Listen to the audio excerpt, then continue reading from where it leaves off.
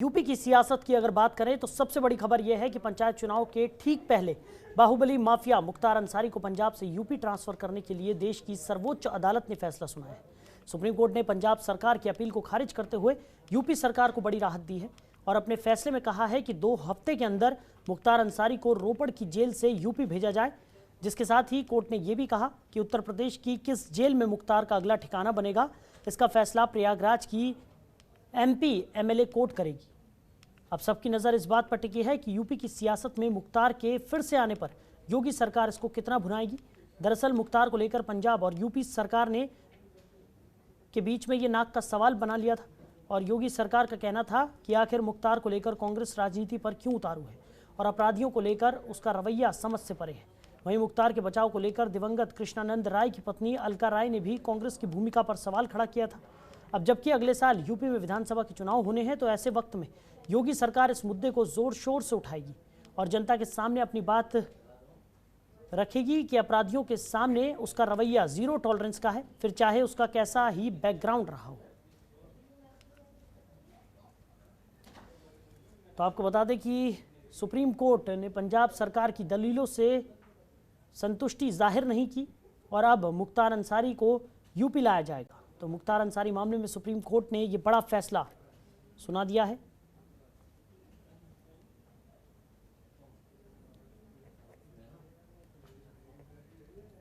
तो अब जल्द ही मुख्तार अंसारी पंजाब से यूपी लाए जाएंगे।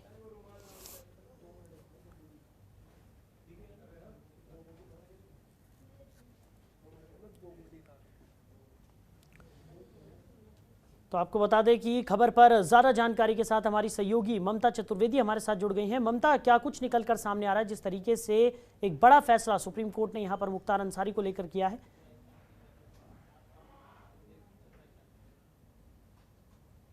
एक बड़ा झटका लगा है सुप्रीम कोर्ट से। जिस तरीके से मुख्तार अंसारी की याचिका को लेकर उत्तर प्रदेश सरकार सुप्रीम कोर्ट पहुंची थी और यूपी सरकार ने कहा था कि क्योंकि उत्तर प्रदेश में कई ऐसे मामले हैं जिनका ट्रायल चल रहा है, लिहाजा मुख्तार अंसारी को यूपी की ही जेल में रहना चाहिए ताकि जब भी केस का ट्रायल चले तो उनको कोर्ट में पेश किया जा सके। ये हवाला देते हुए उत्तर प्रदेश सरकार सुप्रीम कोर्ट पहुंची थी, लेकिन मुख्तार अंसारी पंजाब के जेल में बंद थे और मुख्तार अंसारी की तरफ से, या फिर यूं कहें कि पंजाब सरकार की तरफ से लगातार ये दलील दी जा रही थी कि मुख्तार अंसारी की तबीयत ठीक नहीं है, लिहाजा उनको उत्तर प्रदेश के जेल में शिफ्ट नहीं किया जा सकता।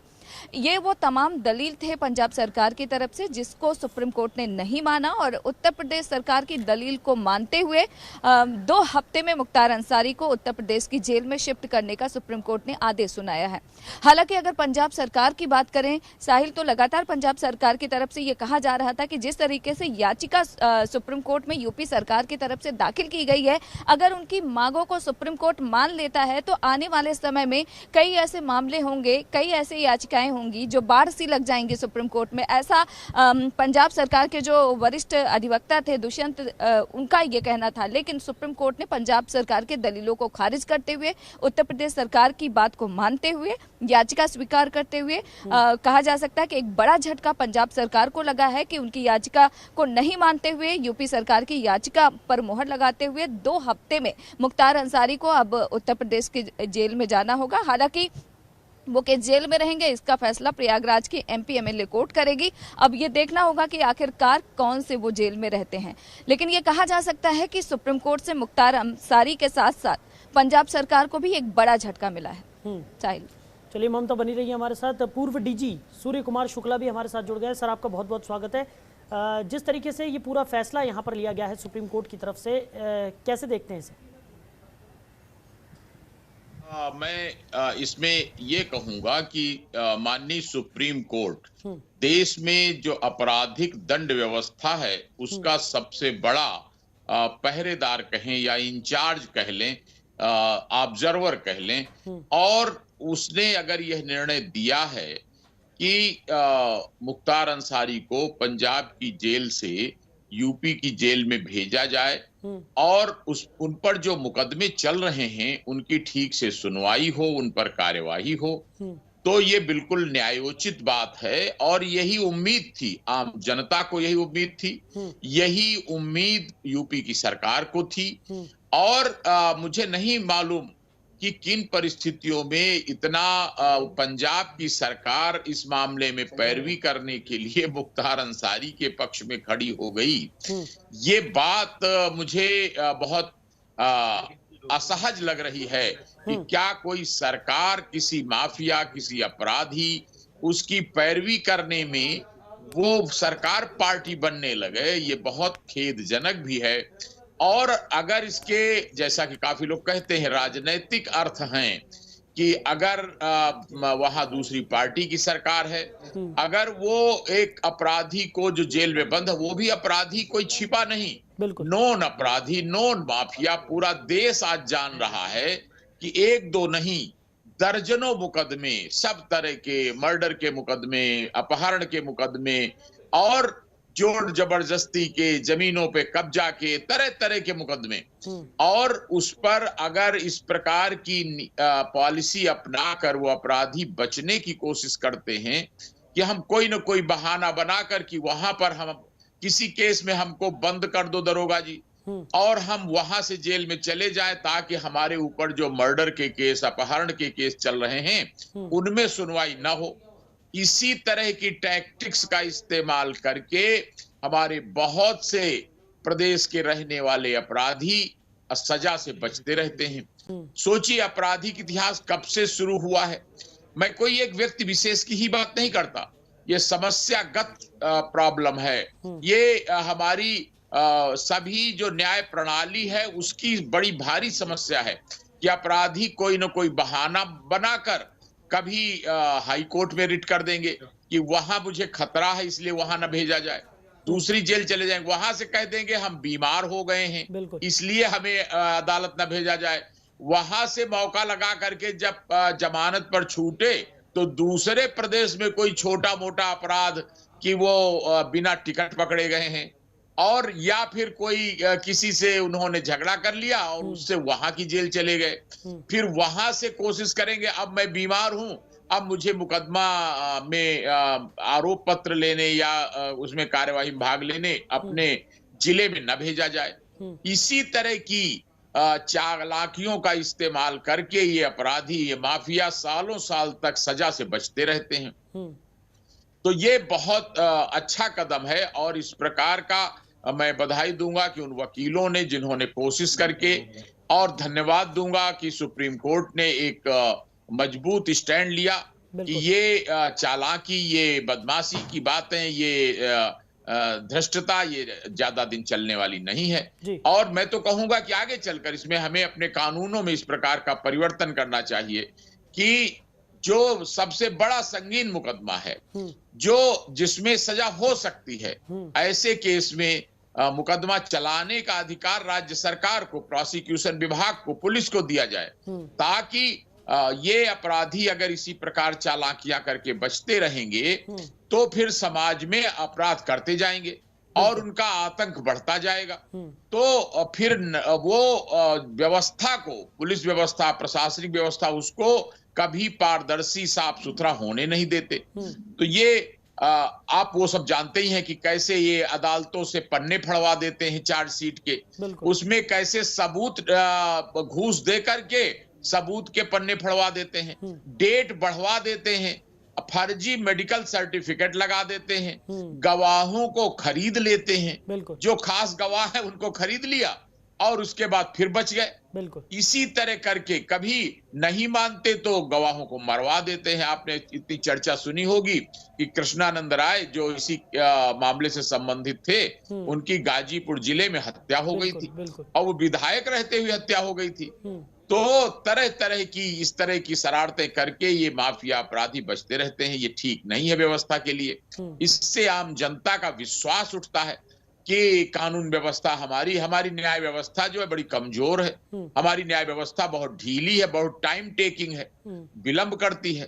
तो इसलिए बहुत अच्छा ये निर्णय हुआ है और मैं तो कहूंगा कि जैसे एमपी एमएलए कोर्ट बनाई गई है माननीय सुप्रीम कोर्ट के आदेश से, वो जल्दी जल्दी इन मामलों का निस्तारण करने के लिए बनाई गई है। तो और जैसा उसका आदेश हो, ये स्ट्रेट ऑर्डर हो जाना चाहिए कि वो कोर्ट जहां जहां से जो गवाहों को बुलाना चाहे बुला ले, जितनी जल्दी करे, डेली बेसिस पर सुनवाई कर ले, उसमें जजों की संख्या बढ़ा दी जाए, उसमें पुलिस अलग से लगा दी जाए जो गाड़ियां लेकर गवाहों को ढूंढ ढूंढ करके लाती रहे, जल्दी सुनवाई हो जाए, ताकि हमारी व्यवस्था को ये जो पेशेवर माफिया और पेशेवर अपराधी ये पंगु किए हुए हैं, बदनाम किए हुए हैं, बाहर हमारे देश की, प्रदेश की छवि खराब होती है कि अरे वहां तो अपराध बहुत है, वहां व्यवसाय करने ना जाओ, वहां उद्योग लगाने ना जाओ।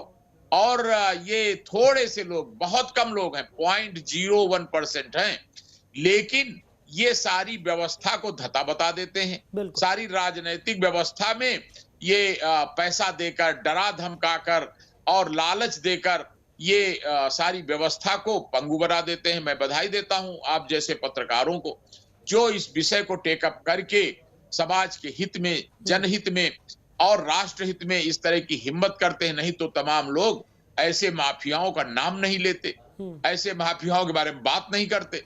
तो मैं आप लोगों को भी बधाई देता हूं कि आपने इस पर चर्चा की। ये बहुत जरूरी, बड़ी मजबूरी की बात है, अन्यथा अपराधीकरण बढ़ता जा रहा था, माफियाकरण बढ़ता जा रहा था, उससे देश में व्यापारिक व्यवसायिक माहौल खराब हो रहा था। तो ये मैं जितना प्रशंसा की जाए कम है। और आगे अन्य जो अपराधी, मैं एक बात और आगे चलकर कहूंगा, इसमें कोई पक्षपात की बात, किसी भेदभाव की बात नहीं समझी जानी चाहिए। सभी अपराधी माफिया जो बड़े बड़े, खास तौर से जो MP MLA कोर्ट इसीलिए बनाई गई है कि कोई भी अपराधी माफिया जो राजनीति में आते हैं उनकी पहले सुनवाई करके उनका निर्णय हो जाए, ताकि हम अपनी राजनीति को साफ सुथरा कर सकें। जब हमारी राजनीति साफ सुथरा होगी तो उसका प्रभाव हमारे सारे जनजीवन पर पड़ेगा, बिल्कुल, और पब्लिक को राहत मिलेगी, पुलिस को राहत मिलेगी। नहीं तो यही अपराधी माफिया प्रभाव से अपने पुलिस को परेशान कर देते हैं, प्रशासन को पंगु बना देते हैं। बिल्कुल, और अपने हिसाब से पूरे प्रशासन का फायदा उठाते हुए यहाँ पर नजर आते हैं। तो बिल्कुल ठीक कहा शुक्ला जी आपने कि यहाँ पर एक खौफ होना इन अपराधियों में बेहद ज़रूरी है। और जिस तरीके से ये फैसला सुप्रीम कोर्ट का निकलकर सामने आया है, इसने ये साबित कर दिया है कि इस तरीके के जो अपराधी हैं उनको लेकर किस तरीके से सख्त रवैया यहाँ पर सुप्रीम कोर्ट की तरफ से भी अपनाया गया है। सीधा रुख कर लेते हैं हमारे सहयोगी ओम पांडे के पास। ओम, जिस तरीके से सुप्रीम कोर्ट का ये बड़ा फैसला निकलकर सामने आया है और इस पूरे मसले पर हम देख रहे थे कि काफ़ी राजनीति भी होती हुई नजर आ रही थी, कैसे देखा जाए इस फैसले को? अब आने वाले समय में इसका क्या कुछ असर देखने को मिल सकता है? देखिए साहिल, जिस तरह से मुख्तार अंसारी को लेकर सर्वोच्च न्यायालय ने फैसला दिया है, कहीं ना कहीं उत्तर प्रदेश सरकार की यानी योगी सरकार की बड़ी जीत है। लगातार योगी सरकार जिस तरह से सर्वोच्च न्यायालय में अपनी दलील दे रही थी साफ तौर से, और अगर हम बात करें उत्तर प्रदेश की, उत्तर प्रदेश में जिस तरह से माफियाओं को लेकर उत्तर प्रदेश की सरकार कार्य कर रही है, लगातार ऐसे अपराधियों को चाहे जेल हो, बेल हो, तमाम चाहे जिस तरह से हथकंडे अपनाने पड़े उत्तर प्रदेश पुलिस को, उन तमाम चीज़ों पर लगातार उत्तर प्रदेश की पुलिस कार्रवाई कर रही है। इसी कड़ी में अगर हम मुख्तार अंसारी की बात करें, क्योंकि जिस तरह से माफियाओं की बात कही जाए, हेडलिस्ट में मुख्तार अंसारी की बात कही जाए या फिर अन्य तमाम जो ऐसे और माफिया हैं उनको लेकर उत्तर प्रदेश सरकार जिस तरह से सख्त थी, लेकिन जिस तरह से जनवरी 2019 से रोपड़ जेल में बंद मुख्तार अंसारी को यूपी लाने की कवायद चल रही थी। लगातार 14 ऐसे मामले हैं जिनको लेकर कोर्ट में डिले हो रहा था। इसी मामले को लेकर सर्वोच्च न्यायालय में इस तरह का मामला गया। कोर्ट के सामने सरकार ने अपनी दलीलें रखी, लेकिन जिस तरह से पंजाब की सरकार उन्हें यूपी भेजना नहीं चाह रही थी, लगातार चाहे स्वास्थ्य का हवाला हो या उक्त रक्तचाप की बात की जाए, तमाम ऐसी दलीलें हैं जो कोर्ट के सामने रखी जा रही थी कि उन्हें यूपी ना भेजा जाए। लेकिन यूपी सरकार ने जिस तरह से अपनी दलील रखी और 14 ऐसे मामलों को लेकर उन्होंने कहा कहीं ना कहीं इससे जो उन अपराधी हैं उनके हौसले बढ़ेंगे और उसके साथ साथ ऐसे मामलों को लेकर लगातार जो लतीफी है वो होगी। तो कहीं ना कहीं सरकार की इन तमाम चीज़ों को लेकर के सर्वोच्च न्यायालय ने संज्ञान लिया, एक बड़ा फैसला दिया है। 2 हफ्ते में जहां उत्तर प्रदेश के MP MLA के कोर्ट के निर्देश के बाद उन्हें किसी जेल में जो शिफ्ट किया जाएगा, तो कहीं ना कहीं योगी सरकार के लिए एक बड़ा फैसला है। और ऐसे में अगर हम मुख्तार अंसारी की बात करें तो मुख्तार अंसारी को एक बार बड़ी मुश्किलें फिर सामने आ गई हैं। और ऐसे में अगर उत्तर प्रदेश की बात करें, उत्तर प्रदेश में माफियाओं को लेकर जिस तरह से योगी सरकार पूरी तरह सख्त है और ऐसे में इस तरह का फैसला आना, तो कहीं ना कहीं ये एक जरूर मैसेज जाएगा कि योगी सरकार की जो मासूबे जो जिस तरह से योगी सरकार की एक चीज़ें हैं हैं वो बिल्कुल साफ हैं, यानी माफियाओं को लेकर उनकी जो रवैया है वो उसी तरह से सख्त है और योगी सरकार ऐसे माफियाओं को, गुंडा माफियाओं को छोड़ना नहीं चाहती है। लेकिन सबसे दिलचस्प मामला यह है कि जब 2 हफ्ते का समय दिया गया है, ऐसे में यह देखने वाली बात होगी एमपीएमएलए कोर्ट में कौन सी जेल में मुख्तार अंसारी को शिफ्ट किया जाता है, क्योंकि आपको बता दें जिस तरह से मुख्तार अंसारी की बात कही जाए, लगातार उत्तर प्रदेश का एक माफिया है और ऐसे में ये तमाम जो अटकलें हैं वो लगना शुरू हो गई हैं। अगर राजनीतिक बात की, जैसा कि आपने कहा कि लगातार मुख्तार को लेकर राजनीति हो रही थी, उत्तर प्रदेश की योगी सरकार भी लगातार कांग्रेस पर सवाल खड़े कर रही थी और ऐसे में योगी सरकार ने जिस तरह से बड़ी जीत हासिल की है, सर्वोच्च न्यायालय ने बड़ा फैसला की दिया है, तो अब इन्हें उत्तर प्रदेश में लाया जाएगा। क्या अहम फैसले होंगे, क्योंकि जिस तरह से सरकार भी चाहती है कि ऐसे माफियाओं को पर कड़ी से कड़ी सख्त कार्रवाई की जाए, जिससे कि लगातार जो ऐसे लोग हैं वो यहाँ पर पनप न सके, उन पर कठोर से कठोर कार्रवाई की जाए। क्योंकि कृष्णानंद राय की बात कही जाए, उनको लेकर के जो उनकी पत्नी है लगातार प्रियंका गांधी को खत लिखती हैं, उत्तर प्रदेश के योगी आदित्यनाथ से मुलाकात करती हैं, लगातार ऐसे अपराधी को बचाने को लेकर कांग्रेस पर सवाल खड़े करती हैं।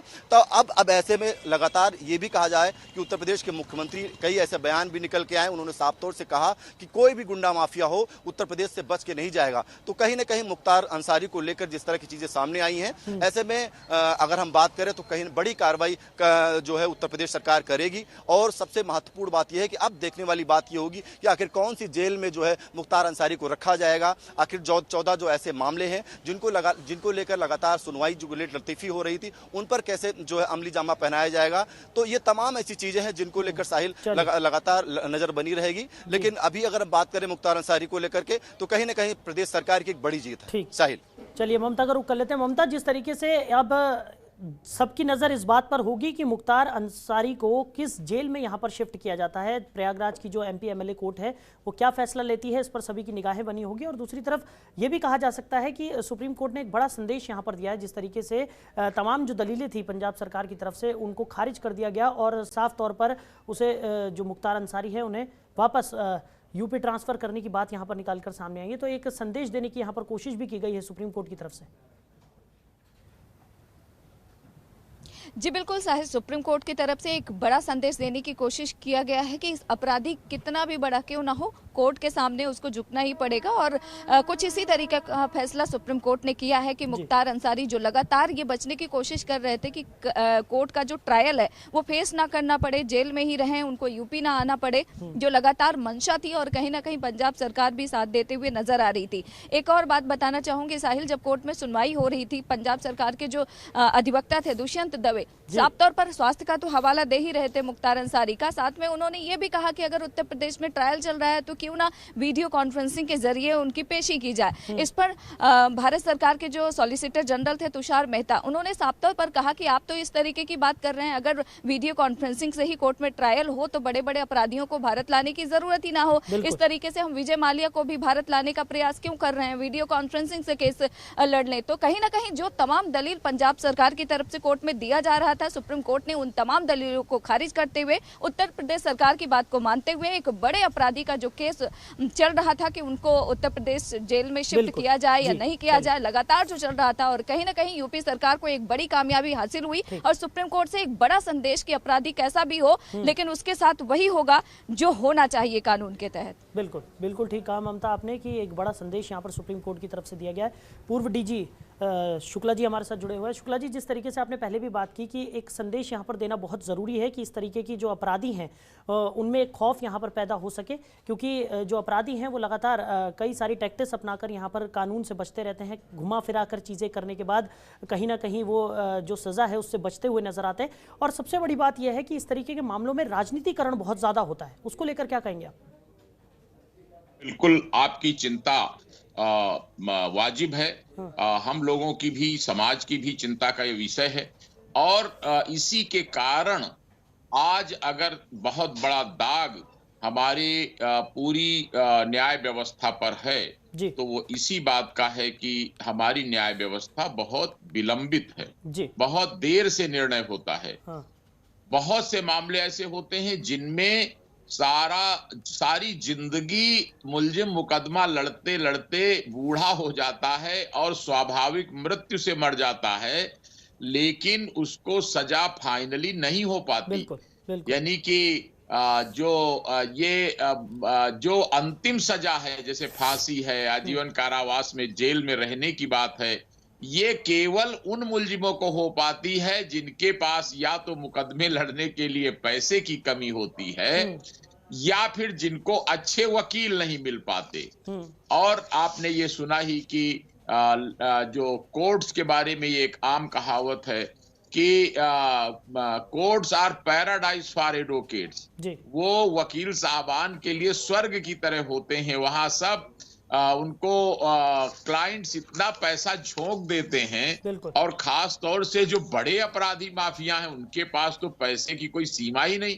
उनको तो बस एक धमकी और देना है किसी अरबपति करोड़पति को, और वहां से एक बैग और आ गया।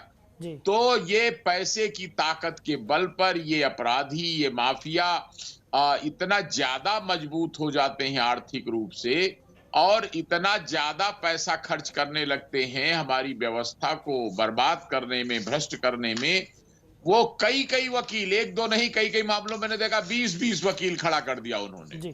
और कई मामलों में ये भी देखा कि चपरासी से लेकर के ऊपर के, अब मैं ये नहीं कहूंगा कि इसमें सारे लोग बेईमान हो जाते हैं, सारे गड़बड़ हो जाते हैं, लेकिन कई लोगों को वो पैसे से खरीद लेते हैं। और दुर्भाग्य ये है या व्यवस्था ये है कि हमारी व्यवस्था में कई ऐसे कमजोर कड़ियां होती हैं, जो कमजोर कड़ियां तैयार हो जाती हैं कि हम तुम्हारी चार्जशीट से जो इंजरी रिपोर्ट है, जो डाइंग डिक्लेरेशन है, जो कोई महत्वपूर्ण ऐसा कागज है कि पोस्टमार्टम की रिपोर्ट है, वो गायब कर देंगे, एक पन्ना फाड़ देंगे, और वो पूरी केस डायरी रखी है। और इसी तरह वो जो गवाह है, गवाहों को अनाप शनाप रुपया खर्च करके मिला लेते हैं। तो ऐसे में अदालतें भी मजबूर हो जाती हैं इनको, और वो अपराध अगर कहते हैं नहीं मानेगा तो मार देंगे। और एक और तरीका निकाला इन्होंने, एक्सीडेंट करवा देंगे। अपराधी पीछे से गाड़ी से वो आदमी जा रहा है, पीछे से धक्का मरवा देंगे, ट्रक ड्राइवर को मिला के उससे एक्सीडेंट करा देंगे। बिल्कुल तो शुक्ला जी, बिल्कुल ठीक कहा आपने कि यहाँ पर कई सारे तरीके हैं इन माफियाओं के पास, कानून को घूम फिरा, कानून में तमाम तरीके की अपनी जो टैक्टिक्स हैं वो अप्लाई करके सजा से बचने के लिए। और यही एक दुर्भाग्य की बात है हमारी कानून व्यवस्था को लेकर कि इस तरीके की टैक्टिक्स यहाँ पर अपनाकर ये माफिया सजा से बचते रहते हैं। तो सुप्रीम कोर्ट ने जिस तरीके से फैसला दिया है, ये हालांकि एक बहुत बड़ी पहल है, जिस तरीके से कि माफियाओं को एक चेतावनी यहाँ पर दी जा रही है साफ तौर पर कि कोई भी माफिया अब बख्शा नहीं जाएगा। तो समय की कमी के चलते हमें इस चर्चा को यहीं विराम देना होगा। पूर्व डीजी सूर्य कुमार शुक्ला जी हमारे साथ जुड़े हुए थे। शुक्ला जी, आपका बहुत बहुत शुक्रिया हमारे साथ जुड़ने के लिए। हमारे सहयोगी ममता चतुर्वेदी और ओम पांडे भी हमारे साथ बने हुए थे इस तमाम चर्चा में। आप दोनों का भी बहुत बहुत शुक्रिया हमारे साथ जुड़ने के लिए। तो बाहुबली माफिया मुख्तार अंसारी को पंजाब से यूपी ट्रांसफर करने के लिए देश की सर्वोच्च अदालत ने फैसला सुना दिया है और एक बड़ा संदेश देने की यहां पर कोशिश की है कि कोई भी माफिया अब कानून से बच नहीं पाएगा। कोई भी टैक्टिक्स लगाकर जिस तरीके से बचने की कोशिश यहां पर इन माफियाओं की तरफ से की जाती है, वो टैक्टिक्स अब काम नहीं।